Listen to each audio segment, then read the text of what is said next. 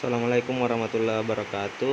Pada kesempatan kali ini kami dari kelompok 2 akan memaparkan hasil diskusi kami terkait dengan permasalahan belajar. Pertama-tama yang perlu kita ketahui adalah pengertian dari permasalahan belajar itu sendiri. Ya, masalah belajar adalah suatu kondisi tertentu yang dialami oleh murid atau siswa dan menghambat kelancaran proses yang dilakukan oleh individu untuk memperoleh suatu perubahan tingkah laku yang baru secara keseluruhan. Ya, jadi bisa kita artikan juga bahwasanya permasalahan belajar ini sama halnya dengan ketidaksesuaian harapan dengan kenyataan. Ada yang melihat sebagai tidak terpenuhnya kebutuhan seseorang, dan ada pula yang mengartikannya sebagai suatu hal yang tidak mengenakan, seperti itu.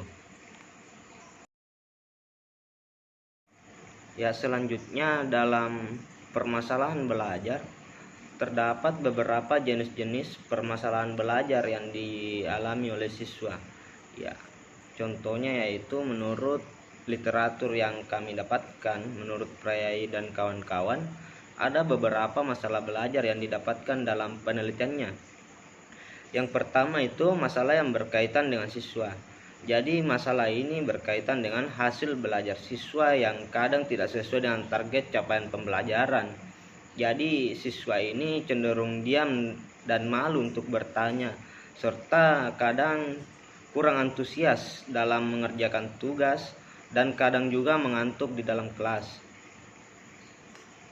Kemudian masalah yang kedua yaitu masalah yang berkaitan dengan sarana dan prasarana.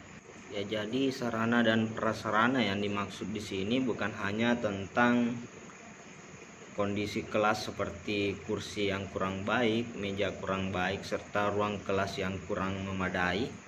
Namun sarana dan prasarana di sini juga bisa diartikan sebagai media yang diberikan oleh guru. Ya, jadi sarana dan prasarana ini seperti media, berarti segala sesuatu yang dapat menyalurkan pesan atau informasi yang ditujukan untuk merangsang pikiran, perasaan, dan kemauan siswa sehingga mendorong adanya proses belajar dalam kelas. Ya, jadi contoh dari sarana dan prasarana ini seperti adanya media pembelajaran. Ya, jadi media pembelajaran ini dapat dipilih berdasarkan ketersediaan alat dan bahan, serta disesuaikan dengan konsep dengan situasi kondisi yang ada dalam kelas. Kemudian masalah yang ketiga yaitu masalah yang berkaitan dengan guru. Jadi masalah ini biasanya terjadi dikarenakan kurangnya pengetahuan atau performa yang diberikan oleh guru pada saat proses pembelajaran. Ya, jadi di mana di sini biasanya guru tersebut kurang menguasai materi pembelajaran, kurang menguasai prinsip dan manajemen kelas, kurang memahami kurikulum, kurang menguasai dan belum mampu memahami karakter siswa dalam kelas. Kemudian masalah yang keempat yaitu masalah yang berkaitan dengan kondisi keluarga. Ya, jadi kondisi keluarga ini juga sangat berpengaruh terhadap permasalahan belajar siswa. Jadi kondisi keluarga yang dimaksud ini yaitu yang berkaitan dengan dukungan dan perhatian dari orang tua terhadap perkembangan pendidikan anaknya. Ya, beberapa hal yang berpengaruh antara lain cara orang tua mendidik, relasi antar anggota keluarga, suasana dalam rumah tangga, dan keadaan ekonomi keluarga.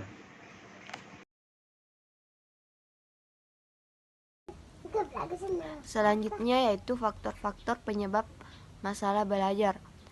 Faktor-faktor ini terbagi dua, yaitu faktor internal dan faktor eksternal.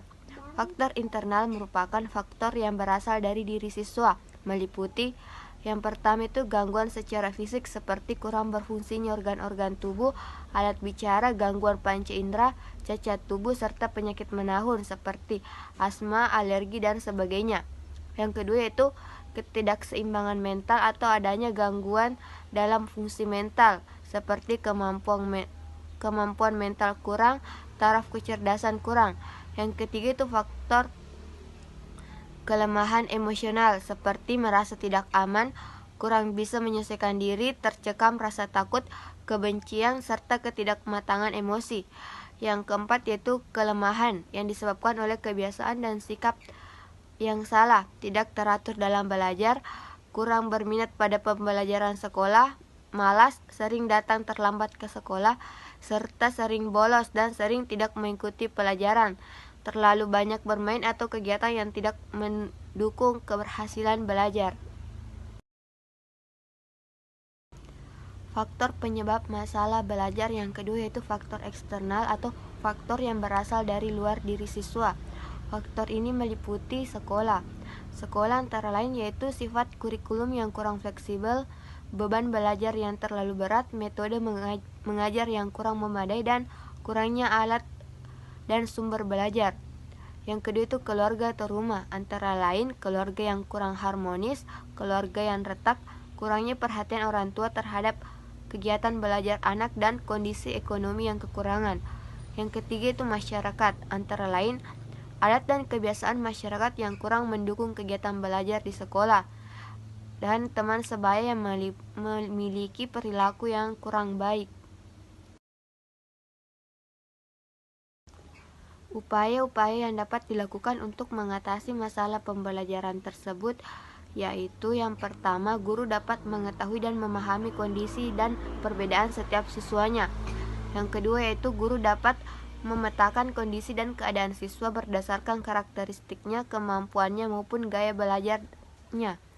Yang ketiga yaitu guru dapat mengkolaborasikan model maupun pendekatan dalam belajar sehingga menciptakan variasi dalam belajar.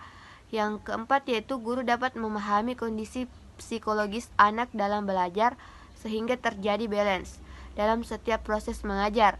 Yang kelima yaitu guru memberikan motivasi, dorongan, dan perhatian kepada anak agar dapat belajar dengan baik dan bersungguh-sungguh. Sekian video persentase dari kelompok kami. Kurang lebihnya mohon dimaafkan. Assalamualaikum warahmatullahi wabarakatuh.